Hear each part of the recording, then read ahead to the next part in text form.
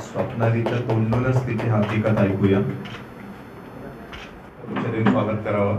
त्याच्यामध्ये विशेषता अशी आहे की हे पेशंट ABO इनकॉम्पिटेबल आहे. पेशंट आणि डोनरचं ब्लड ग्रुप हे भिन्न होतं, तरी आपण हे यशस्वीरित्या हे ट्रान्सप्लांट करून आणलेलं आहे.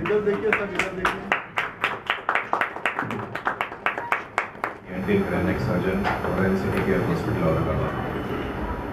आज आपण या पत्रकार परिषदेचं आयोजन केलं. त्याच्यामागे एक विशेष बातमी आम्हाला सांगायची आहे, ती म्हणजे जानेवारी 2022 मध्ये आपण आपल्याकडे किडनी ट्रान्सप्लांट याची सुरुवात केली होती आणि गेल्या 6 ते 7 महिन्यांमध्ये आपण 10 किडनी ट्रान्सप्लांट यशस्वीरित्या पूर्ण केलेले आहेत. नुसता नंबर हा एक त्याच्यातला भाग नाही आहे, तर यामध्ये अतिशय वेगवेगळ्या प्रकारचे ट्रान्सप्लांट आपण केलेले आहेत, ज्याच्यामध्ये ABO incompatibility, swab transfers, cadaver, live donors. एका पेशंटमध्ये तर त्याच्या दोन्ही किडनी खराब होत्या, त्या काढून त्याच्यामध्ये एक नवीन किडनी बसवली गेली. एका पेशंटमध्ये रिट्रान्सप्लांट करावं लागलं. अशा विविध प्रकारचे ट्रान्सप्लांट आपण केलेले आहेत आणि तो मूळ उद्देश आहे माहिती देण्याचा. मला असं वाटतं की तुम्हाला सगळ्यांना माहिती आहे, गेल्या 2-3 वर्षांपासून आपलं हॉस्पिटल औरंगाबादमध्ये आणि आजूबाजूच्या सर्व जिल्ह्यांमध्ये अतिशय उत्कृष्ट सेवा देण्याचा प्रयत्न करत आहे.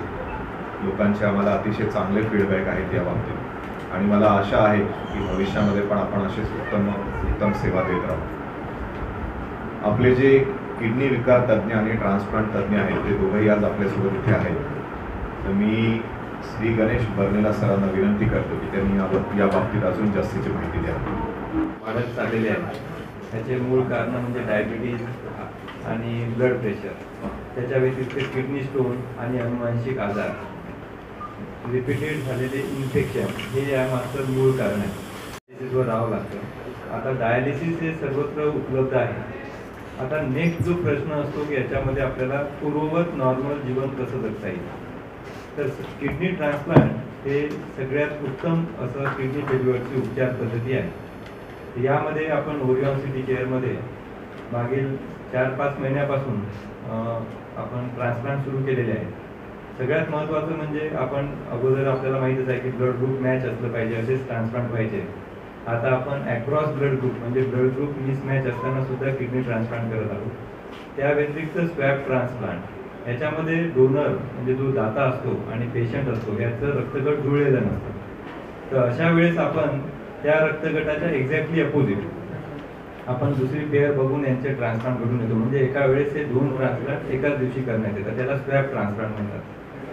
आणि तिसरं म्हणजे आपलं सगळ्यात महत्त्वाचं म्हणजे कोविड पॅन्डेमिक नंतर ओरियॉन सिटी केअरमध्ये दुसरं ऑर्गन रिट्रीव्हल झालेलं आहे, ते आपल्याला सगळ्यांना माहितीच आहे. यामध्ये आपण हार्ट, लिव्हर आणि दोन्ही किडन्या ह्या प्रत्यारोपित करण्यात आल्या.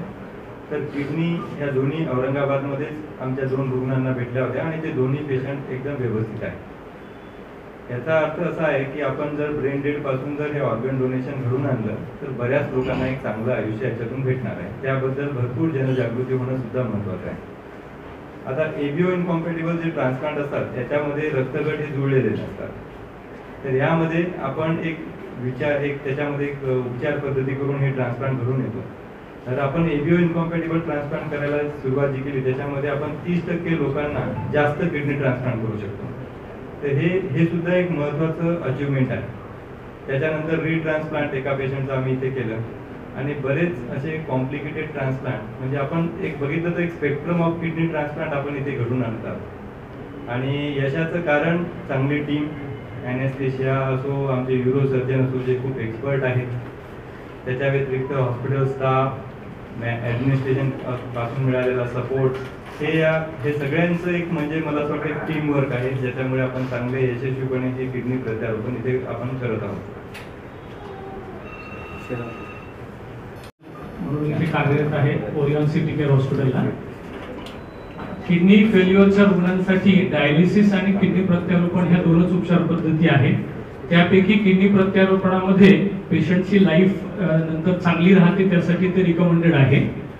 किडनी प्रत्यारोपणामध्ये आपण ह्या दवाखान्यामध्ये ओरियॉन सिटी केअरमध्ये मागील 3 महिन्यामध्ये सर्व प्रकारचे ट्रान्सप्लांट शस्त्रक्रिया केलेल्या आहेत.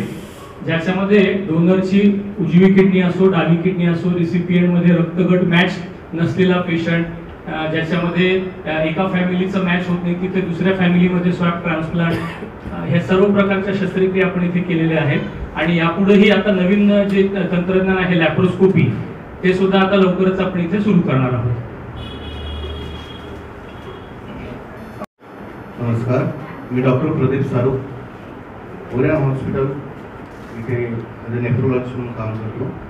काही महिन्यापूर्वीच आपल्याला अवयव प्रत्यारोपणाची परवानगी या हॉस्पिटलला मिळाली होती। 21 जानेवारी रोजी येथे पहिली किडनी प्रत्यारोपण म्हणजे किडनी ट्रान्सप्लांट करण्यात आले आणि अतिशय कमी वेळामध्ये अनेक प्रकारचे वेगवेगळे सक्सेसफुल असे किडनी ट्रान्सप्लांट झालेले आहेत। ज्या व्यक्तीचे रक्तगट मॅच असतील किंवा रक्तगट वेगवेगळे असतील असे एबीओ इनकॉम्पॅटिबल देखील ट्रान्सप्लांट इथे करण्यात आलेले आहेत।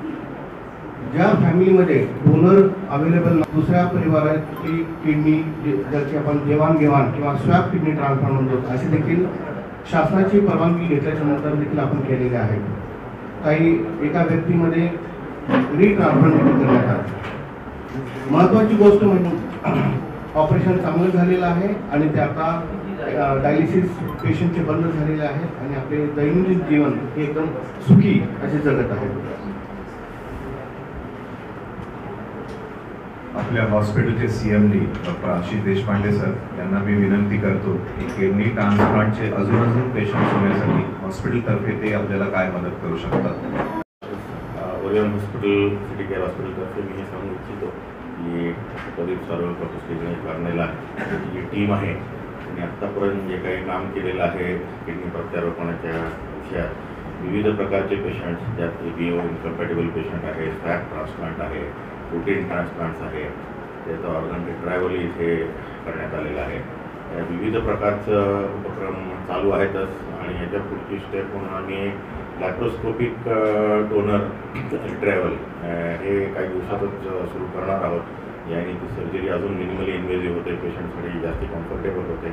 तर अशा प्रत्येक सुविधा ज्या काही लागतील हे अजून ॲडव्हान्स करण्यासाठी आपल्याला त्या हॉस्पिटल वेळोवेळी करणारच आहे आणि ते प्रोव्हाइड करणार आहेत की ज्यावेळी हे रुटीन सर्जरीज आपली रेग्युलरली व्हाव्यात आणि पेशंटला त्याचा लाभ व्हावा। आणि त्यानंतर मी डॉक्टर कर्नेला, डॉक्टर सारूच्या टीमचं कौतुक पण करू इच्छितो की त्यांनी फार कमी वेळात खूप चांगला हा सगळा सेटअप उभा करून हे सुविधा इथे देण्यात आलेली आहे। आणि कॉस्टवाईजही तुम्ही बघाल तर प्रत्येक ठिकाणी त्यामाने आपल्याकडे अगदी रिजनेबल कॉस्टमध्ये हे आपण किडनी ट्रान्सप्लांट करतो। त्यामुळे निश्चितच आपल्या एरियातल्या आजूबाजूच्या पेशंटना याचा निश्चित फायदा होतो। थँक्यू। म्हणून Orion city care super speciality हॉस्पिटलमध्ये मी कार्यरत आहे। आजची ही पत्रकार परिषद जी आहे आपण किडनी ट्रान्सप्लांटबद्दल तर घेतोच आहोत आणि किडनी ट्रान्सप्लांटबद्दल तुम्हाला डॉक्टर श्री गणेश बर्नेला, डॉक्टर प्रदीप सारू, डॉक्टर सोमाणी आणि डॉक्टर आशिष देशपांडेंनी सगळं सांगितलेलं आहे आणि किडनी ट्रान्सप्लांटचं महत्त्व पण सांगितलेलं आहे। ते म्हणजे क्रोनिक रिनल डिसीजमध्ये किडनी ट्रान्सप्लांट झाल्यानंतर रुग्णाचं आयुष्य कसं बदलतं आणि ते कसे निरोगी होतात ट्रान्सप्लांटनंतर हे सगळ्यात महत्त्वाचं आहे। त्याच्या व्यतिरिक्त देखील हे आजचे पत्रकार परिषदेचा दुसरा मेन उद्देशाचा जो आहे की ऑर्गन रिट्रायव्हल म्हणजे अवयवदान, ह्याच्याबद्दल जनजागरूकता करणे। जे बिईंग अ न्यूरोलॉजिस्ट म्हणजे मी न्यूरोलॉजिस्ट असल्यामुळे हे ब्रेन डेड जे पेशंट असतात न्यूरोलॉजिस्ट आणि न्यूरोसर्जनकडेच येतात ते आणि त्यांच्याकडेच जास्त असतात। असे बरेचसे ब्रेन डेड रुग्ण आम्ही बघितलेले आहेत, पण बरेचसे रुग्ण किंवा रुग्णांचे नातेवाईक म्हणजे रुग्णांचे नातेवाईक अवयवदान करण्यासाठी थोडंसं म्हणजे विचार करतात किंवा होकार देत नाही। असे फार कमी नातेवाईक असतात जे अवयवदान करण्यासाठी होकार देतात आणि पुढाकार घेतात। पण ह्या अवयवदानामुळे कितीतरी रुग्णांना जीवनदान मिळतं।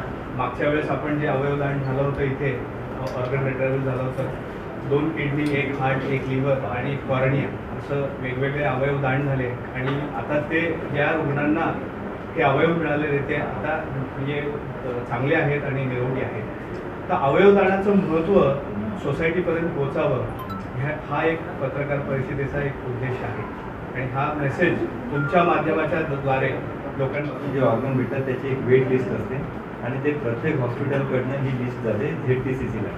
तर जे पेशंट डायलिसिसवर 3 महिन्यापेक्षा जास्त आहे त्यांचं आपण नाव नोंदून घेतो आणि जेव्हाही आपल्याकडे असं ब्रेन डेडचे रुग्ण समजा आपल्याकडे जर ऑर्गन डोनेशन झालं तर त्यांना आपण रितसर शासनाच्या नियमानुसार ती किडनी आपण त्यांना कुठलंही ऑर्गन प्रत्यारोपित करू शकतो.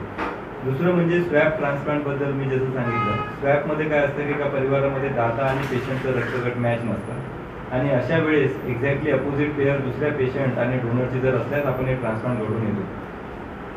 आजपर्यंत गव्हर्नमेंटची कुठली अशी वेटलिस्ट नाही आहे, म्हणजे गव्हर्नमेंट स्वॅब ट्रान्सप्लांटसाठी रजिस्ट्री नाही आहे. ती आम्ही वैयक्तिकरित्याच करतो आणि त्याच्यामध्ये बऱ्याच रुग्णांचा फायदा होतो. तर आता आमच्याकडे जे आम्ही रजिस्ट्रेशन करतो याच्यासुद्धा बरेच लोक आमच्याकडे अप्रोच होतात आणि त्यांचं ऑपरेशन म्हणजे एखादा पेशंट जर XYZ हॉस्पिटलमध्ये असेल आणि आमच्याकडच्या पेशंटचं जर ब्लड ग्रुप मॅच झालं तर एक ऑपरेशन या हॉस्पिटलला दुसरं हॉस्पिटल म्हणजे दुसरं ऑपरेशन आहे जो पेशंट त्या हॉस्पिटलला आपण घडून आणू शकतो आणि असे आम्ही इंटर हॉस्पिटल जे स्वॅब ट्रान्सप्लांट आहे ते सुद्धा करतो. तर रजिस्ट्रेशन हे सुद्धा महत्त्वाचं आहे. बऱ्याच लोकांना माहिती नसतं की किडनी फेल झाल्यानंतर कुठे रजिस्टर करावं. तर यासाठी आम्ही तुम्हाला म्हणजे या प्रेस कॉन्फरन्स नंतर एक नंबर किंवा वेब पेज याच्याबद्दल माहिती देऊ जे आपण सार्वजनिकरित्या मला असं वाटतं लोकांपर्यंत पोहोचायला पाहिजे, जेणेकरून जे काही निधी लोक आहेत ज्यांना गरज आहे त्यांचं ॲटलिस्ट नाव रजिस्टर्ड होईल आणि स्वॅब ट्रान्सप्लांटसाठी सुद्धा त्यांचं आपल्याकडे नोंदणी करता येईल. धन्यवाद. मला अजून एक मुद्दा असं सांगायचं आहे की आपण खूप जण बघत असू की सोशल मीडियावरती मेसेज फिरतात किडनी अवेलेबल आहे, हा ब्लड ग्रुप आहे वगैरे. हे सगळं खोटं असतं. अशा किडनी मिळत नाही. किडनी या गव्हर्नमेंटच्या परमिशननीच मिळतात. सरांनी सांगितल्यानुसार त्याच्यामध्ये गव्हर्नमेंटचा कंट्रोल असतो आणि कृपया जे असे सोशल मीडियावरती मेसेजेस फिरतात ते फॉरवर्ड करू नका. हे फिशी मेसेजेस असू शकतात, त्याचा आपल्याला त्रास होऊ शकतो. हे कृपया लोकांपर्यंत पोहोचवा. आपल्याकडे किडनी ट्रान्सप्लांट झालेले काही रुग्ण आज आलेले आहेत. मेडिकली आणि सर्जिकली तो फिट आहे का, किती दिवसापासून डायलिसिस करतो याचं, जिथे डायलिसिस सेंटर आहे त्याचं प्रमाणपत्र त्या डॉक्टरांचं आणि त्याचे ओळखपत्र एवढीच आपली रिक्वायरमेंट असते. याच्या व्यतिरिक्त कुठलेही चार्जेस नाही. आणि आता ओरियॉन सिटी केअरला आपल्याकडे हे हॉस्पिटलला आपण मुख्यमंत्री सहाय्यता निधीमधून सगळ्या पेशंटला ऑलमोस्ट जे काही एलिजिबल आहेत सगळ्यांचे आपण डॉक्युमेंट पाठवतो आणि मला असं वाटतं बऱ्याच लोकांना ऑलमोस्ट 70-80% लोकांना याच्यासाठी अनुदान भेटतं. सर, अब तक आपने कितने ऑपरेशन किए, कितने सक्सेस हुए, आप जरा बता सकते हैं? मैंने 750 से ज़्यादा ट्रांसप्लांट किए. सक्सेस इमीडिएट अभी जैसा है कि ऑपरेशन किया और सक्सेस इसका प्रमाण बहुत अच्छा है. ऑलमोस्ट ऐसा समझिए कि 99 to 100% सक्सेसफुल है. लॉन्ग टर्म जैसे समय गुजरता जाता है तो इसका ट्रांसप्लांट का सक्सेस जो है वो पेशेंट किस तरह से दवाई लेता है, किस तरह फॉलो करता है, ये भी बहुत ज़रूरी है. अपने इंडिया में बहुत सारे पेशेंट जैसे देहात के रहते हैं या फिर वो अपने खान पान पे ध्यान नहीं देते, इसकी वजह से इन्फेक्शन के कारण बहुत सारे लोगों को तकलीफ होती है. लेकिन ट्रांसप्लांट का सक्सेस अभी बहुत अच्छा है. सबसे अच्छा है जो ऑर्गन ट्रांसप्लांट का सबसे अच्छा सक्सेस किडनी में. बहुत सारे लोगों के दिल में गलतफहमी रहती है कि डायलिसिस लगने के बाद में पेशेंट का बचना नामुमकिन है. उन लोगों के लिए आप क्या कहें? अभी क्या है कि डायलिसिस पे जो पेशेंट रहता है तो उसका 5 साल के बाद में अगर 100 पेशेंट रहते हैं 5 साल के बाद में 25% पेशेंट ही सर्वाइव होते हैं. उसका 2 रीज़न है. एक तो पेशेंट का एक्सेप्टेंस नहीं रहता कि पेशेंट मानता ही नहीं कि ये बीमारी और मशीन इसकी जिंदगी है और फिर अलग अलग रास्ते मुड़ जाते हैं. कोई अलग ट्रीटमेंट करता है लेकिन इसका एविडेंस बेस्ड जो मेडिसिन है वो डायलिसिस ही है. और दूसरा रहता है कि इसके बाद में क्या, जैसे एक पेशेंट है अभी जैसे आप देखो कि डायलिसिस पे सर्वाइवल मैंने जैसे बताया 5 साल के बाद में 25% लोग सर्वाइव होते हैं. लेकिन ट्रांसप्लांट के बाद में 5 साल के बाद में ऑलमोस्ट 85% लोग आराम से अपनी अच्छी ज़िंदगी जी सकते हैं. तो परसेंटेज वाइज सर्वाइवल बहुत बढ़ जाता है. तो ट्रांसप्लांट ही किडनी फेलियर का सबसे अच्छा ट्रीटमेंट है दुनिया भर में. किडनी डोनर के दिल में बहुत डर रहता है कि अभी मेरा किडनी देने के बाद मैं भी नहीं बचूंगा, ऐसा उसका जहन में रहता है. तो उसके लिए क्या बताएंगे? इसमें अभी ऐसा है कि जैसे किडनी डोनर जो होते हैं इनके पूरी जांच होती है, यानी जो ट्रांसप्लांट के टेस्ट होते हैं उसमें 90% टेस्ट डोनर के होते हैं. हम लोग हर चीज़ से उसका मुआयना करते हैं, हर फिटनेस लेते हैं और उसी के बाद में ये गवर्नमेंट इसको परमिशन देती है. अभी जैसे देखा जाए कि USRDS करके एक डेटा होता है जहाँ पे जो लोगों ने किडनी दी और जिन्होंने किडनी नहीं दी इनका सर्वाइवल, इसके ऊपर स्टडी है तो इनका सर्वाइवल ऑलमोस्ट सेम है. और उन्होंने ये भी देखा कि परसेंटेज वाइज अगर देखा जाए यानी एज छोड़ के मोर देन 65 ईयर्स अगर छोड़ दिया वो परसेंटेज, तो सर्वाइवल जिन्होंने किडनी दी उनका ज़्यादा है नॉर्मल लोगों से।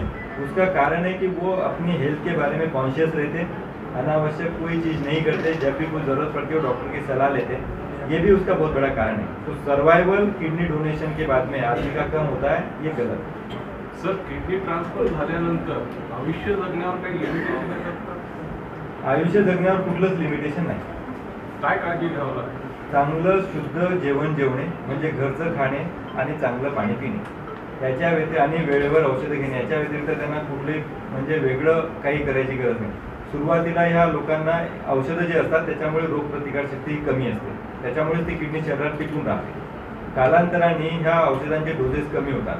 ते 1 वर्षानंतर एक नॉर्मल माणूस आणि किडनी ट्रान्सप्लांटचा रुग्ण याच्यामध्ये इन्फेक्शन रिस्क 5 ते 8% जास्त राहत नाही. लॉंग टर्ममध्ये सगळ्यात महत्त्वाचं आहे की पेशंटला एवढं बरं वाटतं की मग ते मेडिसिनमध्ये कमी जास्त करणे किंवा चाललंच आहे, कारण की ते चालतंच. तर बरेच लोकांना याच्यामुळेच प्रॉब्लेम येतात. तर व्यवस्थित खाणपान म्हणजे असं नाही की त्याला काही खूप वेगळं जेवायचं आहे, त्याला साधं घरचं काही जरी खाल्लं तरी चालतं. शुद्ध पाणी प्यायचं आहे आणि वेळेवर औषधं घ्यायची आहे, एवढंच पथ्य आहे. किडनी ट्रान्सफर केलेलं पेशंट स्पोर्ट्स खेळू शकतो का? स्पोर्ट खेळू शकतात. आणि तुम्हाला असं म्हणजे सांगू इच्छितो मी की there is a world transplant games. जसं ऑलिम्पिक असतं तसं वर्ल्ड ट्रान्सप्लांट गेम्स सुद्धा असतात. याच्यामध्ये किडनी प्रत्यारोपण झालेले रुग्ण सहभागी होतात. तर त्यांच्या म्हणजे स्पोर्ट असो, छंद असो, जॉब असो, मॅरिड लाईफ असो, अपत्य होणे असो, याच्यामध्ये कुठलाही त्यांच्या प्रॉब्लेम येत नाही. डॉक्टर, आता हे मिसमॅच जे ब्लड ग्रुप आहे त्यांचं ट्रान्सप्लांट तुम्ही केलेलं आहे, काय त्याच्यामध्ये हे अडचणी असतात आणि म्हणजे सहसा हे गोष्टी होत नाही? हे निसर्गाच्या विरुद्ध आहे. आपण जे ट्रान्सप्लांट करतो हेच निसर्गाच्या विरुद्ध आहे. आता त्यातल्या त्यात काय असतं की कुठल्याही माणसाची किडनी, आता त्याचं एक पर्टिक्युलर, आता प्रत्येक माणसाचं एक जेनेटिक्स आहे. तर ही अनुवांशिकता आपण क्रॉस केलेली आहे. म्हणजे आता आपण त्याच्यामध्ये तर सक्सेसफुल आहेच वर्ल्ड वाईड. आता एबिओ इनकॉम्पॅटिबलमध्ये काय होतं की काही दिवसा अगोदर म्हणजे काही वर्षा अगोदर याला एबिओ इनकॉम्पॅटिबल ट्रान्सप्लांट करूच नका असं होतं, म्हणजे ॲब्सोल्यूट कॉन्ट्राइंडिकेशन होतं. पण आता आपण त्याच्यामध्ये जसं सायंटिफिकली जसं जातोय त्याच्यामध्ये ट्रीटमेंट करून आपण हे एबिओ इनकॉम्पॅटिबल ट्रान्सप्लांट घडून आणू शकतो. त्याच्यामध्ये नॉर्मल ट्रान्सप्लांटपेक्षा जे वेगळं असतं हे त्या रुग्णाची म्हणजे पेशंटची ट्रान्सप्लांटच्या अगोदर ट्रीटमेंट असते. प्लाझ्माफेरेसिस किंवा डिसेन्सिटायझेशन म्हणतात. ती ट्रीटमेंट करून त्याच्या ब्लड ग्रुपचे जे अँटीबॉडी असतात हे कमी करण्यात येतात आणि त्याच्यानंतर हे ऑपरेशन होतं. किडनीचे आजार हे काही अनुवंशिक किती प्रमाणात असतात? अनुवांशिक आजार एक जास्तीत जास्त 1 ते 5%.